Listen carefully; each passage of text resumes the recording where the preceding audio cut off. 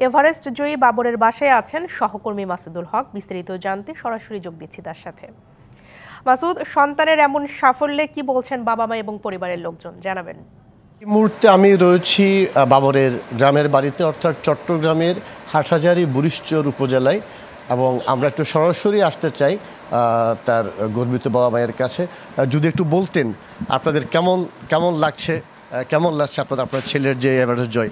এত ভালো লাগছে, বড় মতো না, কোনো ভাষা প্রকাশ করার বিষয় না, এরকম আর কি।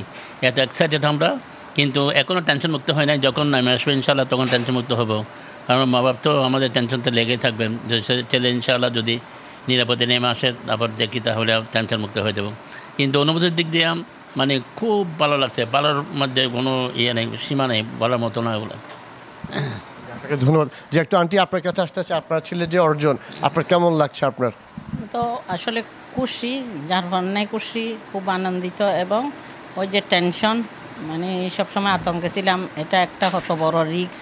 এভারেস্ট বিজয়, ওইখানে যে সবসময় তুষার দশ, ধরো এই দিন আমি একটা দেখলাম চ্যানেল, ও ফাটাইছে, এটা আমি বুঝি নাই, 20 ধরে রাখে এই যে তুষার দশ, এটা দেখে আমি অনেক কান্না করছি।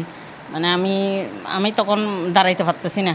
যে তুষার দশ, একজন লিখতে কমেন্টে বাবরের খবর কি, মানে এটা দেখে, এটা নাকি বাবরে ফাটাইছে, আমি জানি না। ওটার মানে এটা তুষার দশ তখন হচ্ছে ওঠে নাই, তখন এটা দেখলাম। আচ্ছা, যাই হোক, খুবই আনন্দিত। কিন্তু আমরা মা বাবা, আমাদের টেনশনটা খুব বেশি কাজ করে।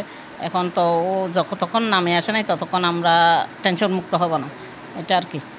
আনন্দ তো সারা দেশ, মানে পুরো পৃথিবী, ওয়ার্ল্ডে তো ওর নাম সরাই গেছে। ওকে বলতাম যে আমরা এত রিক্সে যাওয়ার দরকার কি, ও বলতো যে ঘরে থাকলে যে আমি বাঁচবো, এটা তো কোনো আশা নেই। আমি যে ঘরে থাকলো, সামান্য একটা কাটা ফুটলো, একটা গাছ ফুটলো, তো মানুষ মারা যায়। তো আমি যে বাঁচে থাকবো, স্বাভাবিক মৃত্যু হলে আমি, অস্বাভাবিক মৃত্যু হলে যে কোনো জায়গায় মৃত্যু হবে। এখানে এভারেস্টে গেলে যে আমি বাঁচে থাকবো এটা কথা নেই, মৃত্যু হবে। ঘরে থাকলেও যে আমি নিরাপদ না, গাড়িতে উঠলেও নিরাপদ না। কত ধরনের মৃত্যু আছে, কারণে ধরে মৃত্যু আছে, এইরকম মৃত্যু আছে। আমরা একটু এগুলাতে ছিলাম। আমাদের মানে এত বড় একটা রিস্ক, এটা বরফের মধ্যে হাঁটা, এত পাহাড়, এত উঁচুতে ওঠা, এগুলা নিয়ে আমরা সবসময় টেনশনে ছিলাম। কিন্তু ওকে আমরা পারি নাই, ওর নেশা এটা। ওর বাবার আশা ছিল ওকে ডাক্তারি পড়াবে, কিন্তু ও ডাক্তারি পড়ছে, চেম্বারও করছে, জায়গায় জায়গায় জাতিসংঘে ছিল, সিলেটে ছিল, এরকম কি যাতে ছিল। ডাক্তার হিসাবে ও খুব ভালো ছিল। 40% বেশি গ্লো, বিশ্বের 1 নম্বর গ্লো ক্রিম, নতুন গ্লো এন্ড লাভলি। আপনাকে ধন্যবাদ আমার সাথে যুক্ত হওয়ার জন্য। আসলে শুনছিলেন তার বাবা মায়ের, তারা আসলে খুবই উচ্ছ্বাসিত, এবং সকাল থেকেই তার স্বজনরা তার গ্রামের বাড়িতে আসছেন, সকলেই তার বাবা মাকে ধন্যবাদ জ্ঞাপন করছেন, এবং তার পরিবার যেটি আশা করছেন শীঘ্রই তারা এখন একটু শঙ্কিত বা আতঙ্কিত, যেহেতু সে এখনও নেমে আসেনি।